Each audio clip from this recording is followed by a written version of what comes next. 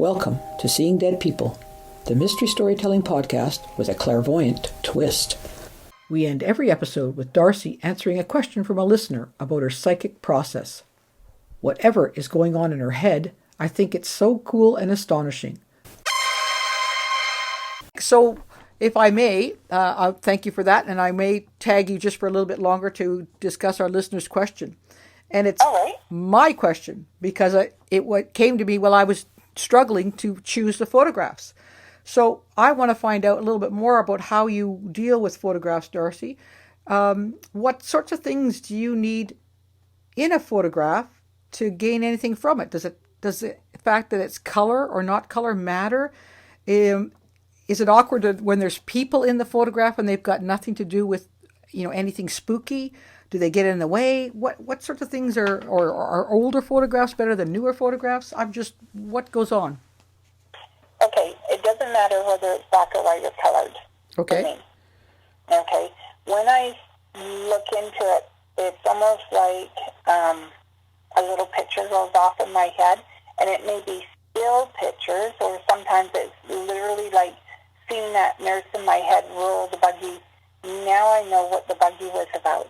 Okay, so this is Lily in the buggy when she's a baby, and they're rolling her up and down the floor. Because some of the nurses took an interest in raising her. Okay. Okay, so it's like that. I'll see the nurse. It's like an old Charlie Chaplin movie. Okay, and you see it moving and then it stops. Yes. Because it's burnt out right there. So I'll get that, then I'll hear sounds, and then I'll start seeing the names in my head. I have never seen a person actually hang except on TV. When they do the shows and they only show the rope and the body dropping, but you never see anything else. Right. And yet I can hear the creak of the rope as it swings back and forth. And that's brought to you by seeing an image? It's seeing an image, touching something. I'm not actually touching the pictures, but I really have to call in my guides to help me, especially looking at pictures online, because online it gets a little distorted. Right. So then they'll supply the noise and everything for me.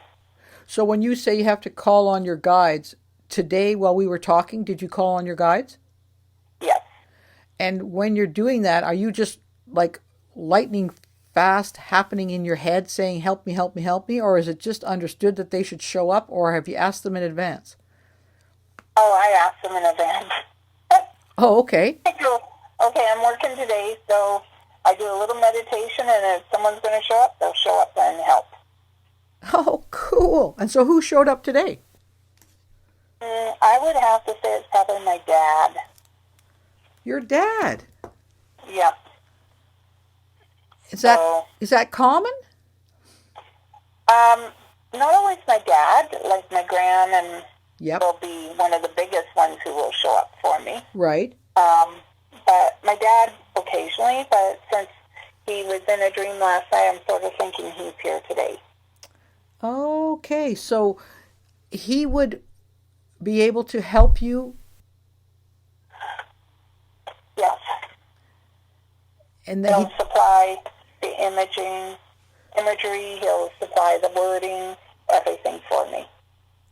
Oh, neato. So when you say that is whenever you're glimpsing something in a photograph or hearing something, that's not heard by anybody else, is that always supplied to you, Darcy, by someone on the other side? Yeah, because when I'm like most people, when I look at a photo, I just see the photo, but then all of a sudden, the information from the other side comes through loud and clear. Oh, neat. Okay, now that's really cool. So you are like me in when you look at a photograph, you don't see anything, but you have the special connection with someone on the other side who then steps in to show you more. In other words, peeling back a little bit more information, showing you something that the rest of us can't see. Yes, and peeling back even the photo a little bit more that you can't see, but I'll see myself. But you wouldn't be able to see that without this help from the other side? Well, because that's a hard one to say yes or no to. Okay. Because I'll see it, but I always know that it's the other side that's helping me see it. Oh, I get you. It's like the chicken or the egg. Yes. Well, when to try to make sure we have an interesting show and to give you the best opportunity to see and deal with what we're talking about, when I'm looking at photos, Darcy, what advice can you give me to what should I choose? I had 60 possibilities and I might have left 20 that would have given you so much more information because I'm totally blind here. Okay. Having people in the photo doesn't hurt me any. Okay. Okay. The kind of photos you picked here were really actually relevant to being able to hear the noise and the screams and the, oh my God, what are you doing behind that door sort of thing. Okay. I mean, you said they experimented, but when you said it, I took it you meant they experimented lobotomies, stuff like that, to see what could help someone who had a mental illness. Yep. But they also did hysterectomies because they thought it was in the best interest of the women never to have children again. Ah, okay, that's kind of experimentation. Yeah.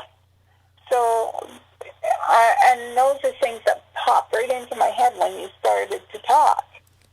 It's like, wow, I hope she realizes when she says experimentation, they don't just mean for helping mental illness. Ah, okay. Yeah, I think, and that sadly, there were lots of things probably done to people in an effort, supposedly, to help them, but really it was just to make them easier on society. Oh, yeah.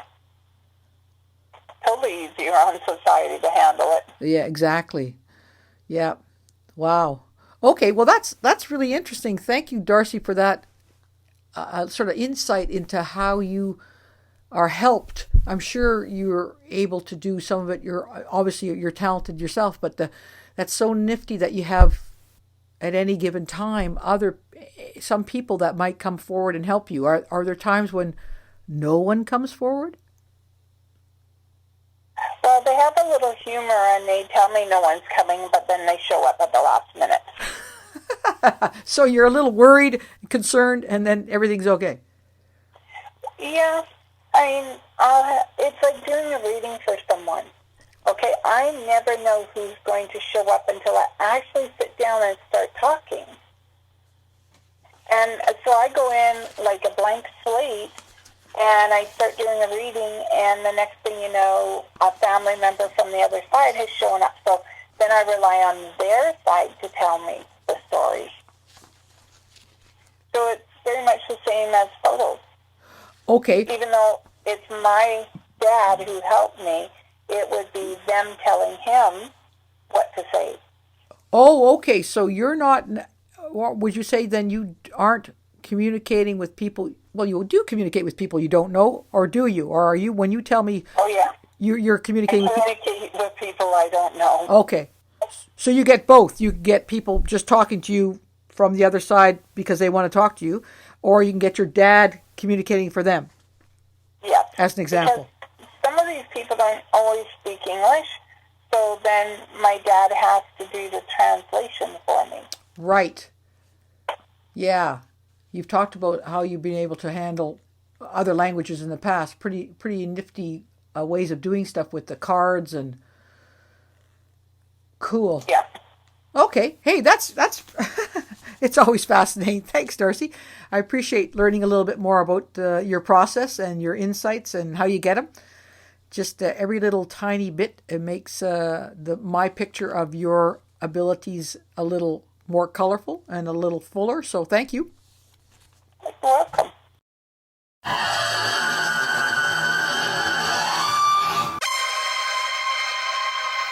We hope you've enjoyed listening to Seeing Dead People. Whatever's going on in Darcy's head, I think is so cool and astonishing. We'd love to hear from you with questions for Darcy about her psychic process or suggestions for other mystifying situations you would like us to investigate.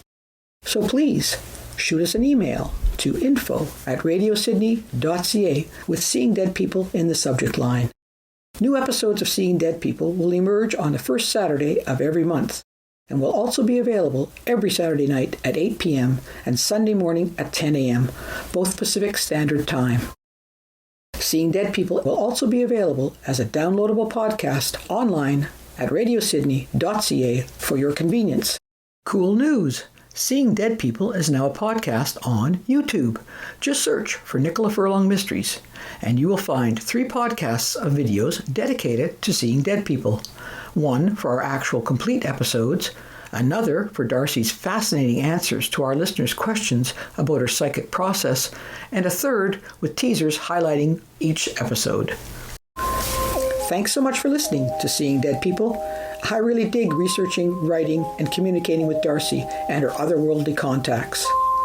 So until the next time, remember, Seeing Dead People is a blast with Goosebumps Guaranteed.